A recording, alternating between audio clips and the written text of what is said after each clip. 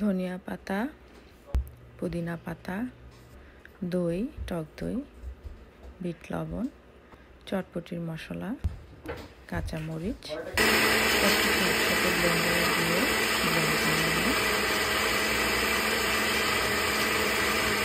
যতটুকু সময় লাগবে ব্লেন্ড করতে। এখন নিচ্ছি সুগার। তো ওই টক দইটা অ্যাড করে দিলাম আবার ব্লেন্ডারে।